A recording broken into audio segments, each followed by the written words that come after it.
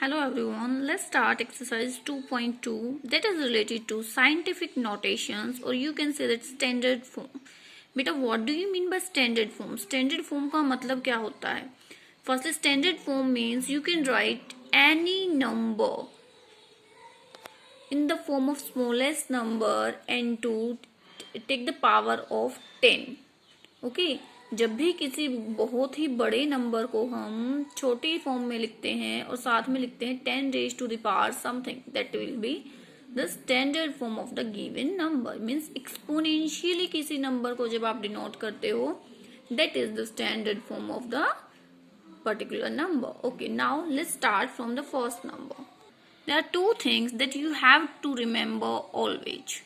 First one is जब भी आप डेसिमल को राइट टू लेफ्ट लेके जाते हो तो पावर्स लोगे 10 raise to the power n means positive. अगर टू प्लेसेस लेफ्ट लेके गए हो तो टू आ जाएगा 10 रेज टू द पावर 2. अगर two places left to right लेके जाते हो तो माइनस हो जाएगा. ओके राइट टू लेफ्ट लेके जाओगे तो प्लस में पावर हो जाएगी. लेफ्ट टू राइट जब लेके जाओगे तो माइनस में पावर हो जाएगी.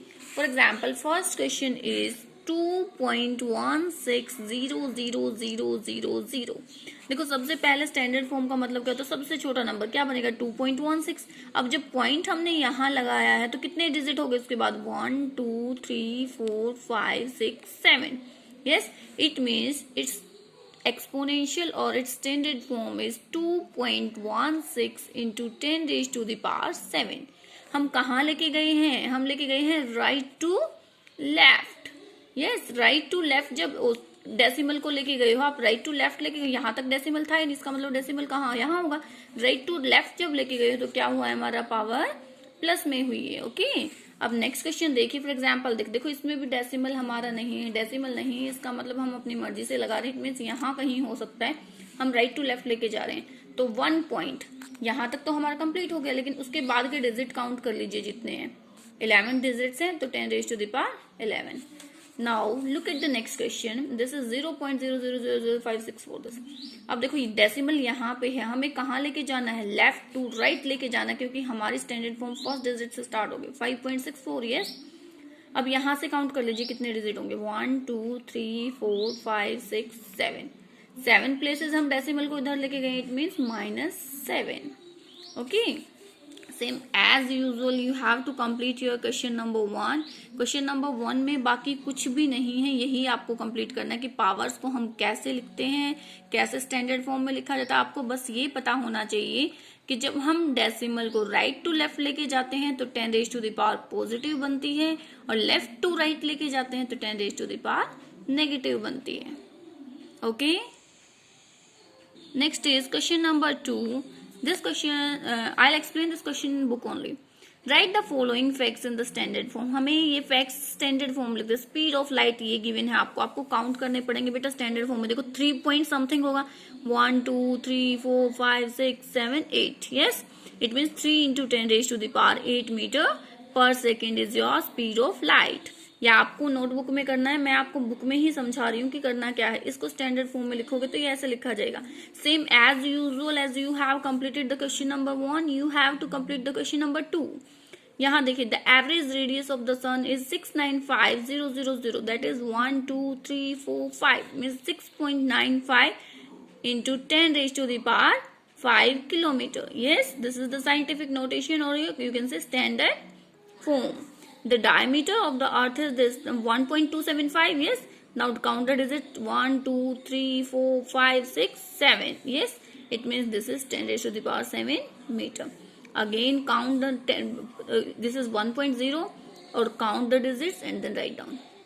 Got it? Now second question is express the number of seconds in a year in scientific notation and this is given to you कि 1 year is equal to 365 days. You know that 1 minute is equal to 60 seconds. Everyone knows that ना कि 1 minute के अंदर कितने second होते हैं 60 second. 1 our के अंदर कितने मिनट होते हैं 60 मिनट. अब 60 मिनट होते हैं तो इसको सेकंड में कन्वर्ट करोगे कितना हो जाएगा 60 into 60 seconds. यस अब 1 डे के अंदर कितने आवर्स होते हैं 24 आवर्स बट 1 आवर के अंदर कितने सेकंड्स होते हैं 60 into 60 seconds. तो इससे मल्टीप्लाई कर देंगे then 1 day will be converted into second. Yes Then 1 year is equal to 365 days. This is given to you. So 1 day is equal to this much seconds. Now you have to convert 365 days into seconds. So multiply 365 by this. Yes, you will get this one. Now you have to write the standard form of this one. 3.1536 and count the digits. 1, 2, 3, 4, 5, 6, 7. Yes. So 3.1536 into 10 raised to the power 7 seconds. Next question again we will do in the book. Express the number that appear in the following statement in standard form. आपको फिर से वही standard form में लिखना है. I hope मुझे करवाने की जरूरत नहीं होनी चाहिए. देखो यहाँ पे 0.005 है, यहाँ पे क्या हो जाएगा 5 पॉइंट. यस, तो 1, 2, 3 डिजिट्स. यस, तो ये कितना हो जाएगा 5 into 10 raise to the power -3 centimetre. हम कहाँ लेके जा रहे हैं? डेसिमल को हम राइट की तरफ लेके जा रहे हैं ना, लेफ्ट टू राइट. तो क्या हो जाएगा power negative. Yes, this is 1 into 10 raise to the power -2 centimetre. Yes, I hope you will complete the A part of this one. Now I will make you understand the B part. The speed of an aircraft is this. Express the distance it will travel in 2 hours 40 minutes. Look here beta, what is given to you? Speed of an aircraft. अब speed का मतलब क्या होता है? Distance per unit time. तो यहाँ से distance क्या आ जाएगा? Speed into time. हमें निकालना है distance कितने टाइम में? 2 hours 40 minutes. या तो आप एक काम कर लीजिए, 2 hours 40 minutes को अलग से आप इसको आवर्स में कन्वर्ट कर लीजिए. ठीक है, मैंने यहीं पे साथ में कर दिया है कि जो इसके में डिस्टेंस कितना करेगा, स्पीड इनटू टाइम. अब मैंने यहाँ पे टाइम को आवर्स में कन्वर्ट कर दिया है. 40 मिनट्स का मतलब क्या है? 40/60 आवर्स. यस, दिस प्लस में हो जाएगा.